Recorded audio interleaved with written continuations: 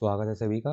इस क्लास में हम देखने वाले हैं एमएस वर्ड से पिछली जो परीक्षाएं हुए हैं जिनमें कंप्यूटर आता है। तो एमएस वर्ड से जो जो भी क्वेश्चन बने हुए हैं सभी मैंने लिए हैं। ये 5-7 एग्जाम से मैंने लिए हैं। चलिए शुरू करते हैं। पहला क्वेश्चन है, मुख्य विंडो के शीर्ष पर बटनों की एक पट्टी को कहा जाता है। ये एमएस वर्ड का ही क्वेश्चन है सारे। एमएस वर्ड के मुख्य विंडो के शीर्ष पर जो बटनों की पट्टी होती है उसे क्या कहते हैं? रूलर नहीं कहते, टैब नहीं कहते, क्या कहते हैं? रिबन कहते हैं। कौन सी की बात कर रहा है? विंडो प्लस आर प्रेस करूंगा, विन वर्ड टाइप करूंगा और एंटर करूंगा, ये हमारा वर्ड ओपन होगा। ये जो मुख्य विंडो है ये यहाँ पे जहाँ पे हमारा वर्क एरिया है उसके ऊपर ये जो है इसे क्या बोलते हैं? हम इसे रिबन बोलते हैं ना। ठीक है, नेक्स्ट क्वेश्चन है। क्वेश्चन है, निम्नलिखित में से किस टैब में वर्तनी और व्याकरण, थीजर्स आदि शामिल है? Which of the following tab consists of spelling and grammar, thesaurus, etc. तो ये हमने वर्ड की क्लास 2 पार्ट में पढ़ा है। अगर आपने वो वीडियो नहीं देखी तो उस वीडियो को देख लेना। वर्ड से जो है हमारे कम से कम अगर आपका वर्ड क्लियर हो गया तो इसी से 10 मार्क पूरे हो जाएंगे। तो वर्ड पढ़ना बहुत जरूरी है, क्योंकि एमएस ऑफिस से 25 में से अगर 25 का कंप्यूटर आता है तो 10 क्वेश्चन एमएस ऑफिस से बनते हैं। और अगर हमारा एमएस वर्ड सही से पढ़ लिया हमने तो एमएस ऑफिस जो बचा हुआ है एक्सेल और पावर पॉइंट वो भी हमारा कंप्लीट हो जाता है। ये अच्छे से पढ़ना बहुत जरूरी है। तो स्पेलिंग ग्रामर टीजर्स किसमें थी? हमारी व्यू में नहीं थी, मेलिंग में नहीं थी, रेफरेंस में नहीं था, रिव्यू में था। तो रिव्यू समीक्षा ऑप्शन ठीक होगा। चलिए नेक्स्ट। निम्नलिखित में से किस टैब में print layout, macros, full screen layout शामिल है? क्या क्या? Which of the following tab consists of print layout, macros, full screen layout? तो ये कौन से में होता है हमारा? व्यू में होता है? नहीं, हाँ व्यू में होता है ना। मेलिंग में नहीं, मेलिंग में तो मेल करते हैं। रेफरेंस में हम कोई हमें कमेंट वगैरह लिखना हो तो रेफरेंस में। रिव्यू तो अभी हमने देखा है, स्पेलिंग फीचर्स वगैरह देख लिया। तो ये full screen layout, macros layout और प्रिंट लेआउट किसमें था? ये व्यू का पोर्शन है ना। और ये यहाँ पर जो होता है स्टेटस बार, यहाँ पर भी ये व्यू वाले ऑप्शन हमारे आते हैं और ये जो होते हैं 5 होते हैं ना। चलिए नेक्स्ट क्वेश्चन चलते हैं। नेक्स्ट है, डिफॉल्ट रूप से शीर्ष लेख और पाद लेख किस पृष्ठ पर मुद्रित होता है? जो बाई डिफॉल्ट होता है उसमें हेडर और फुटर कौन से पेज में होता है? अल्टरनेट पेज में होता है, एवरी पेज पे, या फर्स्ट पेज पे? किसकी बात कर रहे हैं? By default. बाई डिफॉल्ट अगर हम हेडर और फुटर लगाते हैं तो किस पे लगता है? एवरी पेज पे लगता है ना, प्रत्येक पृष्ठ पर। तो ऑप्शन नंबर बी ठीक होगा। चलिए नेक्स्ट क्वेश्चन चलते हैं। वर्तमान दिनांक दिनांक डालने के लिए किस शॉर्टकट कुंजी का उपयोग किया जाता है? तो alt shift plus D, alt shift plus V, alt shift plus C, ये एल्ट शिफ्ट प्लस डी का यूज किया जाता है।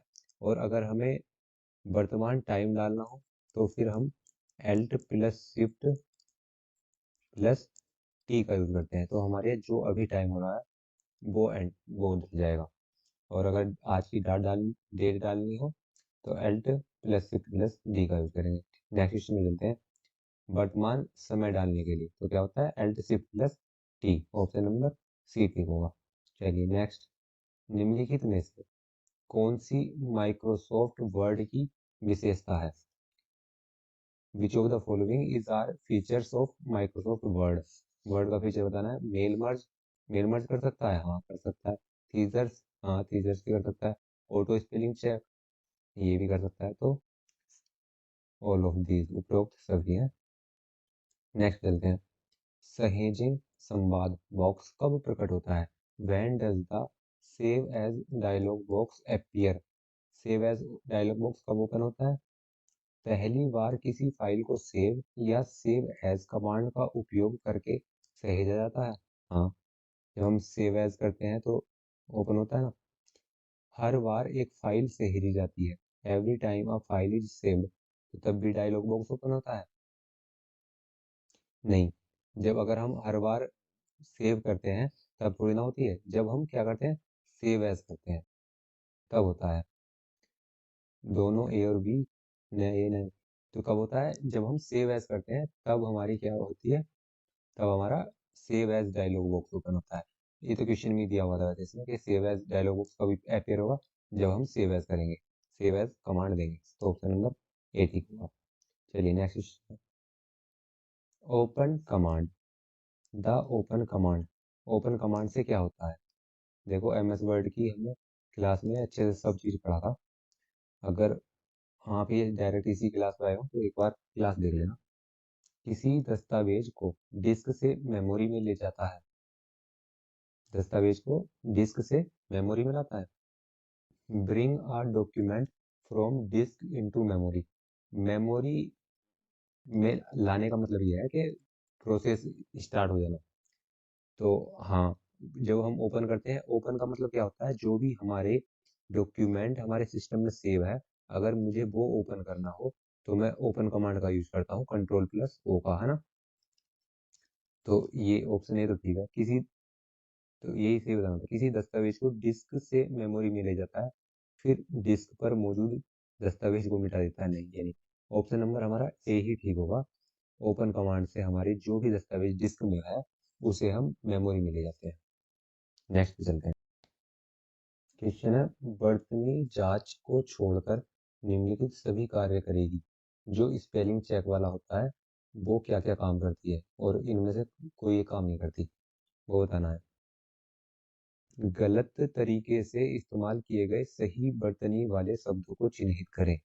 Flag properly spelled word used incorrectly, ये जो बोल रहा है ये कॉन्टेक्सचुअल एरर के बारे में बोल रहा है, तो ये कॉन्टेक्सचुअल एरर थोड़ी बताता है।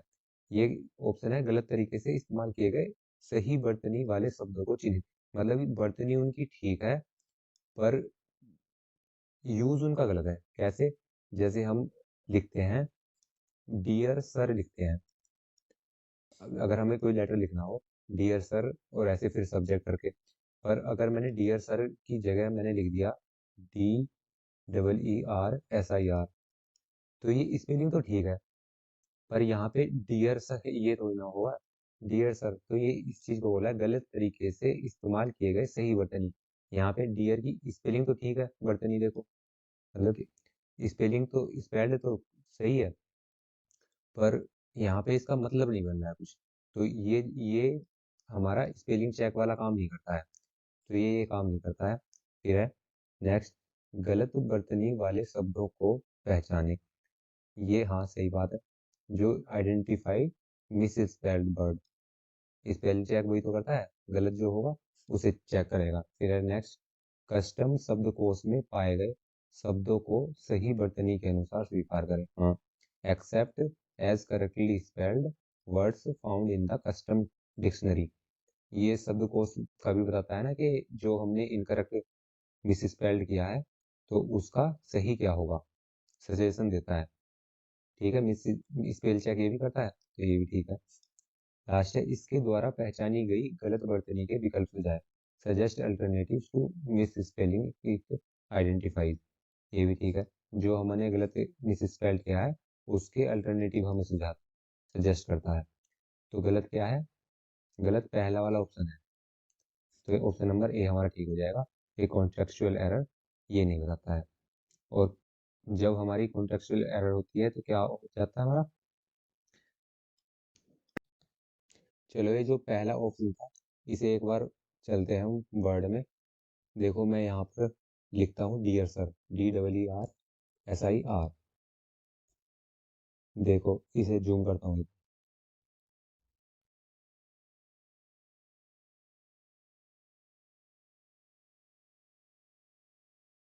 अब दिख रहा होगा, ये DEER लिखा है मैंने, तो इसके नीचे ब्लू लाइन आ गई है, तो ये कॉन्टेक्सचुअल एरर है हमारी, और इसको ये मिस स्पेल्ड वाला नहीं बताता है, ये इसमें ऑप्शन गलत था। चलिए नेक्स्ट क्वेश्चन में चलते हैं।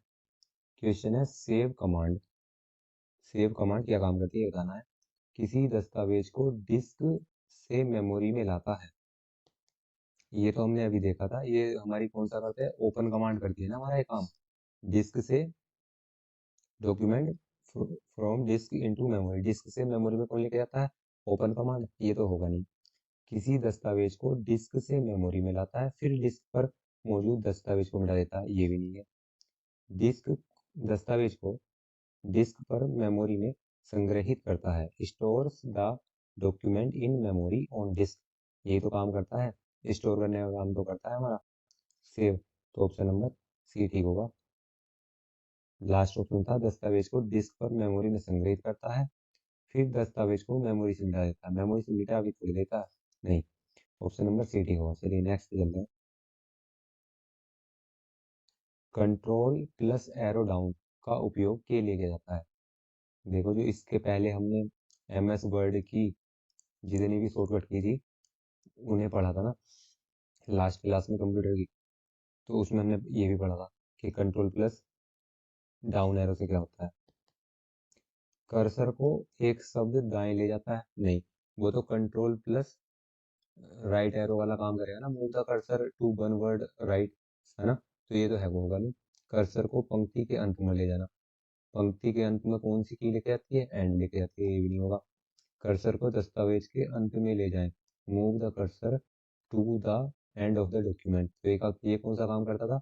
ये करता था हमारा कंट्रोल प्लस एंड, तो ये भी नहीं होगा।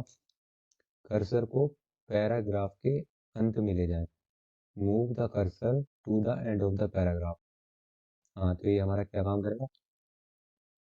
उस पैरा के लास्ट में ले जाएगा। अगर मैंने कंट्रोल के साथ डाउन एरो ये वाली की प्रेस की करूँगा तो move the cursor to the end of paragraph, paragraph के मैं लास्ट में चला जाऊँगा। चलो नेक्स्ट चलते हैं। कंट्रोल लेफ्ट एरो का उपयोग, कंट्रोल प्लस लेफ्ट एरो का यूज क्या करता हूँ मैं? आप सभी को बताया मैं, move the cursor to one word left. देखो, कंट्रोल का मतलब वन वर्ड से है, अच्छे से पढ़ा था हमने, और लेफ्ट एरो का मतलब लेफ्ट में ले जाएगा, तो move the cursor one word left, option number A ठीक होगा। Move the cursor to the end of the line, end of the line लेके जाना होगा तो एंड प्रेस करूंगा। दस्तावेज के अंत में लेके जाना हो तो अभी हमने देखा दस्तावेज के अंत में लेके जाऊंगा तो कंट्रोल प्लस एंड, और कर्सर को पैराग्राफ के अंत में कंट्रोल प्लस डाउन है, down key, down arrow key. Open dialog box खोलने की शॉर्टकट कुंजी क्या है? What is the shortcut key to open the open dialog box? Open dialog box open करने की कौन सी की थी हमारी? थी कंट्रोल प्लस F12, और F12 क्या थी? अब F12 थी हमारी सेव एज की, ये भी बहुत बार एग्जाम में पूछी गई है, सेव एज की शॉर्टकट की क्या होती है? तो F12 होती है। क्वेश्चन है, फॉन्ट डायलॉग बॉक्स ओपन खोलने की शॉर्टकट कुंजी क्या है? What is the shortcut key to open the font dialog box? Font dialog box की शॉर्टकट कुंजी क्या थी? कंट्रोल शिफ्ट प्लस F, यही थी ना, तो ऑप्शन नंबर 1 हो जाएगा। चलिए नेक्स्ट क्वेश्चन चलते हैं। कंट्रोल प्लस अप एरो का उपयोग करके क्या किया जाता है? तो कंट्रोल प्लस अप एरो का यूज किस लिए कहते हैं हम?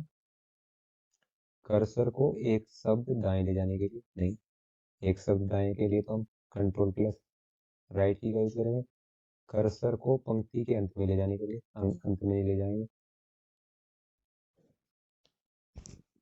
ऑप्शन है, कर्सर को दस्तावेज के अंत में ले जाएं, दस्तावेज के अंत में ले जाने के लिए क्या थी? कंट्रोल प्लस एंड की थी। फिर कर्सर को पंक्ति या पैराग्राफ की शुरुआत में ले जाएं, हाँ, तो अगर हमें कंट्रोल प्लस अप एरो कर देंगे क्या होगा? कर्सर को पंक्ति या पैराग्राफ के, move the cursor to the beginning of the line और पैराग्राफ, ऑप्शन नंबर डी ठीक होगा। नेक्स्ट क्वेश्चन है, बुलेट पॉइंट को शीघ्रता से सम्मिलित करने के लिए निम्नलिखित में किस शॉर्टकट का उपयोग करते हैं? Which of the following shortcut is used to insert a bullet point quickly? ये क्वेश्चन भी एग्जाम में पूछा गया है। Shift control plus shift plus L का यूज करते हैं बुलेट्स डालने के लिए। चलो नेक्स्ट क्वेश्चन चलते हैं। कंट्रोल प्लस राइट एरो, तो ये हमने बहुत बार देख लिया।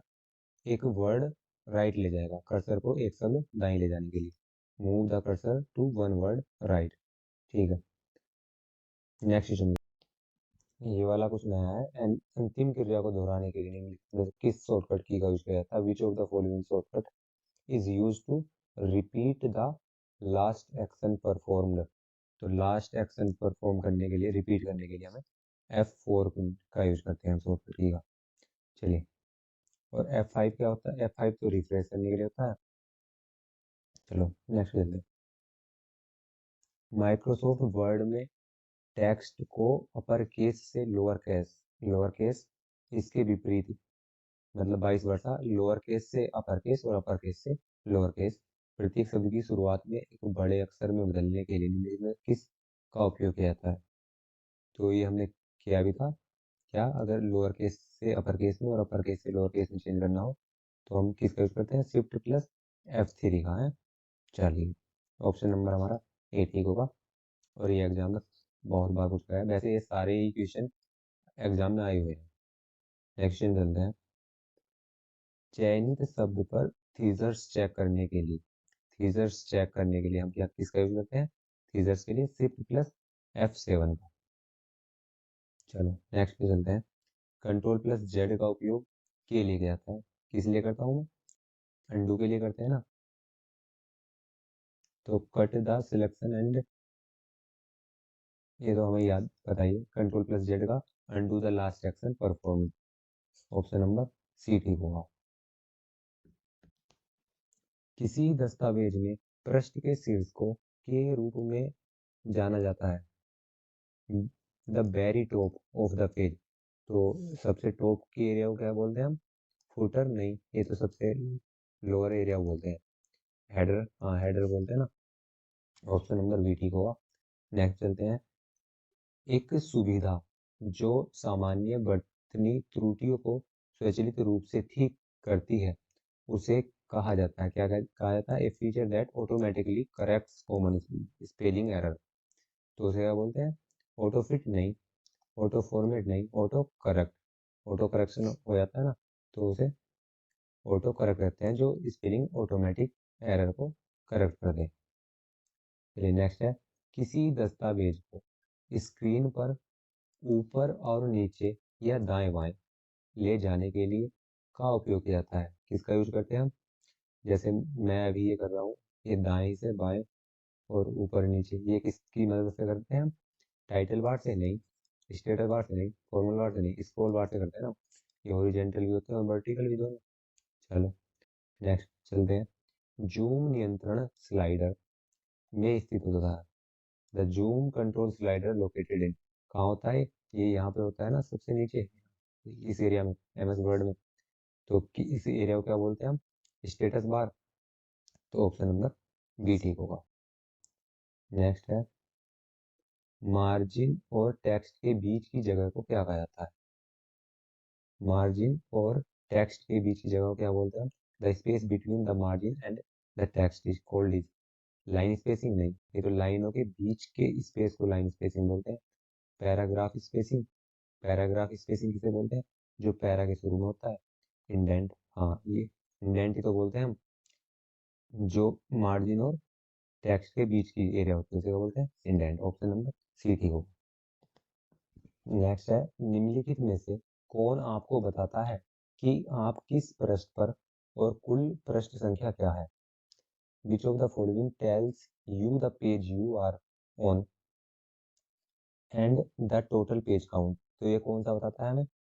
यहाँ पे लिखा आता है ना, यहाँ पे इस एरिया में, तो इस एरिया, ये वाली वही एरिया हुई ना, ये वाली जिसमें यहाँ पर जूम जूम भी था, उसी में सेम ये दाहिने हाथ पे होता है। तो इस एरिया को क्या बोलते हैं हम? इस पट्टी को स्टेटस बार बोलते हैं ना। तो ऑप्शन नंबर बी ठीक होगा। चलिए नेक्स्ट। नेक्स्ट है। पाठ की पंक्तियों के बीच की जगह को कहा जाता है? क्या? अभी तो हमने देखा ही था, the amount of space between lines, तो क्या बोलते हैं उसे?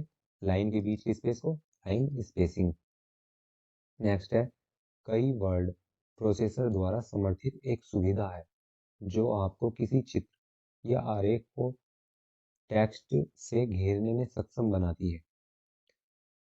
Is a feature supported by many word processor, word processor में होता है कौन सा feature? That enables you to surround a picture और डायग्राम विद टेक्स्ट, टेक्स्ट से हम किसी पिक्चर या किसी एरिया को घेर लें, तो उसे क्या बोलते हैं? इमेज रैप नहीं, इमेज रैप नहीं, क्या बोलते हैं उसे? टेक्स्ट रैप बोलते हैं ना। क्या बोला था इसने? वर्ड प्रोसेसर को में होता है वो फीचर जो क्या करता है हमें? सराउंड अ पिक्चर और डायग्राम विद टेक्स्ट, टेक्स्ट से, तो उसे टेक्स्ट रैप बोलते हैं। चलिए नेक्स्ट क्वेश्चन है, रिबन पर कौन सा कमांड दस्तावेज को वैसे ही देखने में सक्षम बनाता है जैसे वह वेब पेज पर दिखाई देगा? तो वेब, ये हमने देखा था, वेब पेज पर दिखाई देने के लिए, पैसा देखने के लिए हम किसका यूज करते हैं? पेज लेआउट का नहीं, इंटरनेट पेज लेआउट का नहीं, वेब लेआउट का।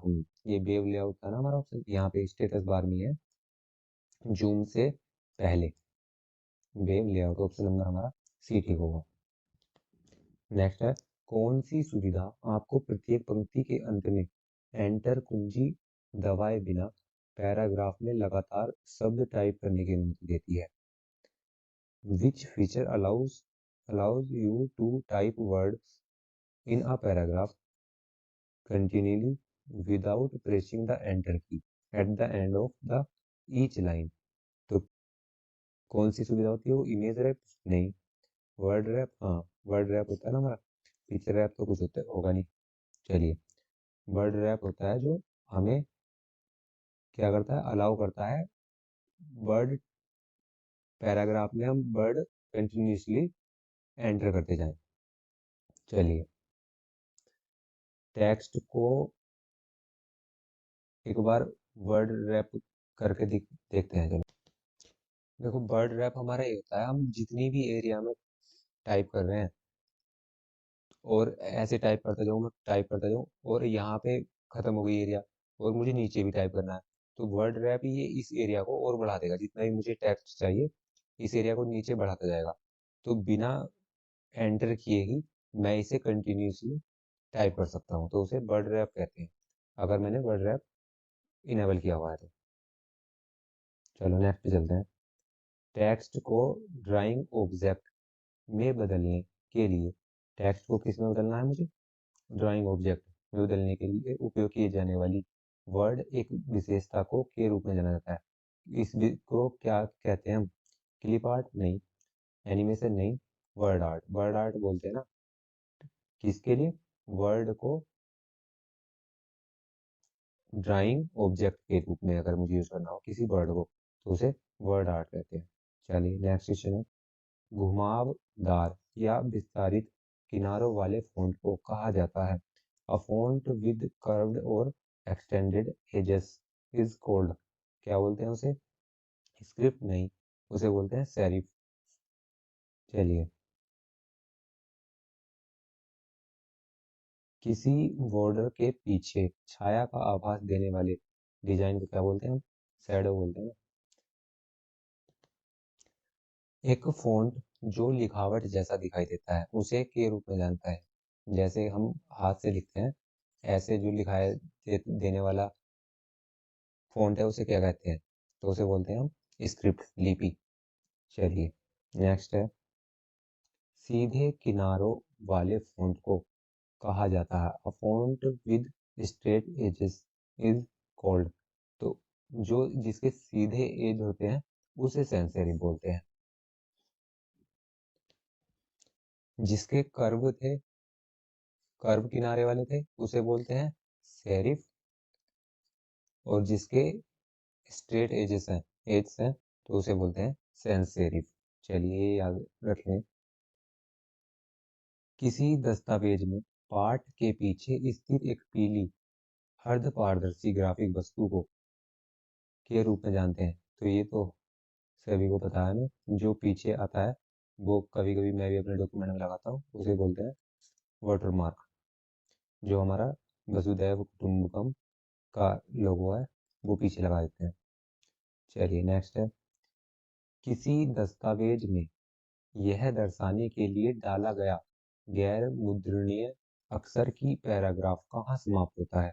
A non-printing character inserted in a document to indicate where a paragraph ends is, तो उसे क्या बोलते हैं? किसके लिए? जो नॉन प्रिंटिंग करेक्टर है और उससे हमें ये इंडिकेट करता हो कि पैराग्राफ कहाँ एंड होता है। तो ये हमने देखा भी था ना, इसका कुछ ऐसे मार्क था, पाई जैसा था कुछ करके, ऐसा कुछ मार्क था। तो उसे क्या बोलते हैं हम, वाटर मार्क नहीं, लाइन मार्क नहीं, उसे बोलते हैं हम paragraph marks. Option number C ठीक होगा। चलिए नेक्स्ट। एक प्रकार का इंडेंट जिसमें पैराग्राफ की दूसरी और बाद की पंक्तियां पहले की तुलना में अधिक इंडेंट होती हैं। A type of indent is which the second and subsequent lines of a paragraph are indented more than the first। उसे क्या बोलते हैं, जिसकी दूसरी और दूसरी के बाद वाली पंक्ति जो हो पहले की तुलना में ज्यादा इंडेंट हो। तो उस इंडेंट को क्या बोलते हैं, जंपिंग इंडेंट नहीं, इस पे स्लीपिंग इंडेंट नहीं, हैंगिंग इंडेंट, हाँ हैंगिंग इंडेंट बोलते हैं ना। और ये जो बाय डिफॉल्ट होता है कितनी लाइन में होता है, 3 लाइन में होता था। हमने वर्ड वाली क्लास में पढ़ा था, फर्स्ट क्लास में। चलिए नेक्स्ट क्वेश्चन है, क्षैतिज रूलर पर एक मार्कर है जो सक्रिय पैराग्राफ के लिए इंडेंट सेटिंग दिखाता है। Marker on the horizontal ruler that shows the indent setting for the active paragraph. तो उसे क्या बोलते हैं, indent marker, paragraph marker, line marker, उसे बोलते हैं इंडेंट मार्कर। चलो एक बार वर्ड में चलते हैं। ये इंडेंट मार्कर कहाँ होता है, ये इस रूलर पे जो यहाँ पे दिखाई दे रहा है,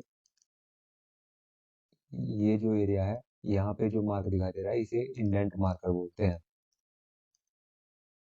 चलो एक बार पढ़ लेते हैं इसे। ओरिजेंटल रूलर पे जो होता है indent settings for active paragraph, जिस भी पैराग्राफ पे हम काम कर रहे होंगे उसी के लिए दिखाता है वो। ये जैसे हम हर पैराग्राफ पे अगर हमने अलग अलग किया हुआ होगा सेटिंग्स की, इंडेंट की, तो अलग जगह दिखाई देगा वो। तो उसे हम बोलते हैं इंडेंट मार्कर बोलते हैं। चलिए इस क्लास में इतना ही। अगर इस क्लास से वैल्यू मिली हो तो एक थम्स अप देना। आपके साथ का कोई तैयारी कर रहा हो तो शेयर कर देना। जय हिंद, जय भारत।